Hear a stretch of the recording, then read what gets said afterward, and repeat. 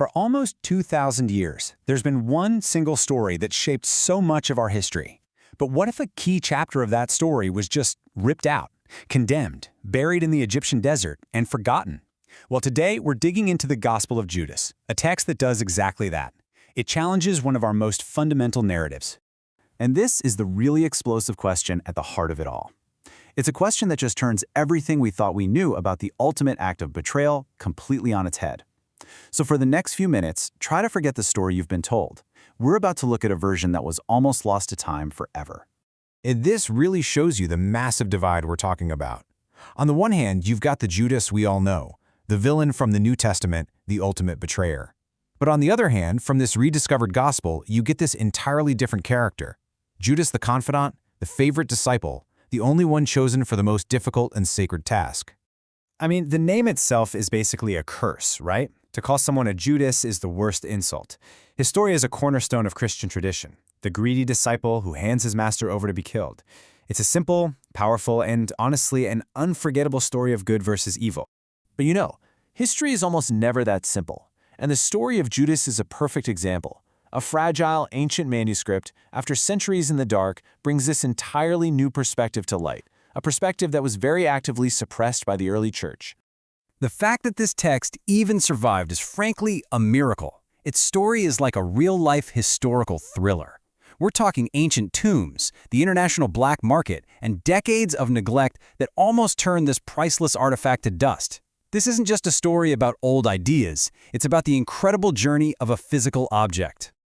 Just stop and think about that number for a second. 1,700 years. That's longer than the entire Roman Empire lasted. It's the Middle Ages, the Renaissance, the Enlightenment. All of that history passed while this alternate story was completely silent, buried in the sand.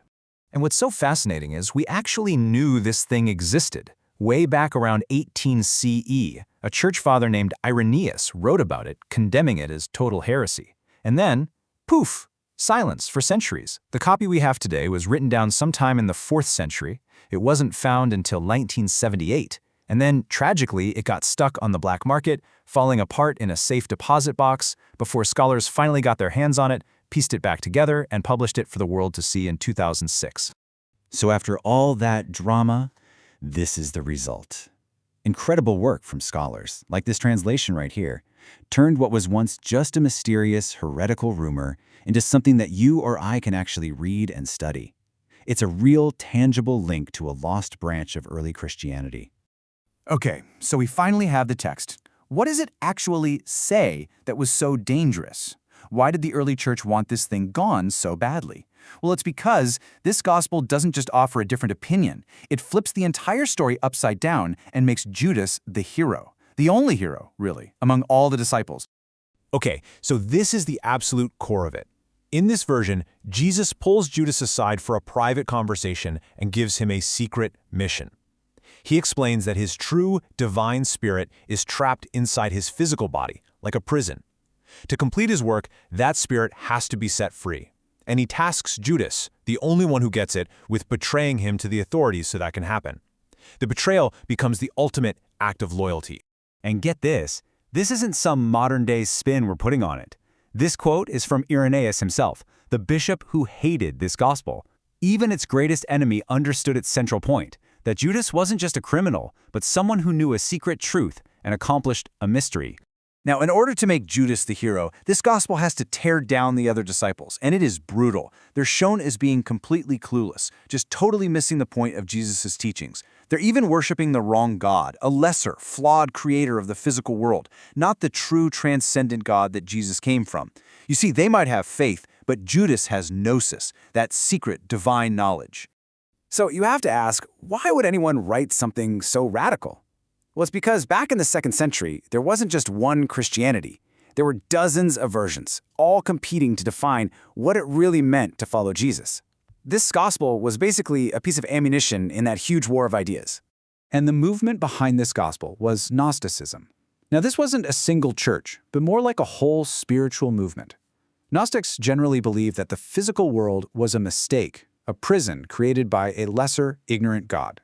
For them, salvation wasn't about being saved from sin. It was about being saved from ignorance, by getting that secret knowledge, that gnosis, which would awaken the divine spark trapped inside you. This table just lays out the battle lines perfectly. You've got the Gnostics saying the creator God is flawed and the world is a prison, and the Proto-Orthodox, the group that would eventually become mainstream, saying creation is good and salvation comes through faith and resurrection. But look at that last row, authority. For Gnostics, it came from direct, secret revelations. For the others, it was passed down through the apostles. This right here was the existential threat. Gnosticism didn't just disagree on some ideas, it undermined the entire structure of the growing church. You can see why these two worldviews just couldn't coexist. And that's why this gospel is like a historical fossil. It's a preserved snapshot of those fierce foundational arguments. It shows us that questions we might think were settled thousands of years ago, like who God is, what the world is, what salvation means, were once furiously up for debate. So, okay, why should we really care about some strange ancient text today? What does it all mean for us? Well, its importance isn't really about challenging anyone's faith. It's about giving us a much richer, more complete picture of history itself. Let's be clear, the Gospel of Judas doesn't disprove the Bible. No serious historian is making that claim. What it does is provide crucial context. Think of it like this. It's like finding a lost letter from a soldier who fought on the losing side of a famous war. It doesn't change who won, but it absolutely changes how we understand the conflict. For centuries, we really only heard one side of the story. The side that won. The side that became what we now call Orthodox Christianity. This gospel proves that the beginning was so much messier, more diverse, and more dynamic than we ever realized. It wasn't a solo performance. It was a loud, chaotic, and totally fascinating chorus of different voices. You know that old saying, history is written by the victors? Well, the Gospel of Judas is the perfect example of what that really means. The people who wrote this text, they lost. Their books were burned, their ideas were called heresy, and their hero was cemented in history as the ultimate villain. The fact that this one copy survived is just an incredible, precious glimpse into a world that was almost totally erased. And all of this leaves us with one final, huge question. If this one story, a story that so profoundly changes our view of a key historical figure, could lie buried for 1,700 years, what else is out there? What other voices, what other histories have been silenced? The Gospel of Judas is this incredible reminder that the story of the past is never really truly finished.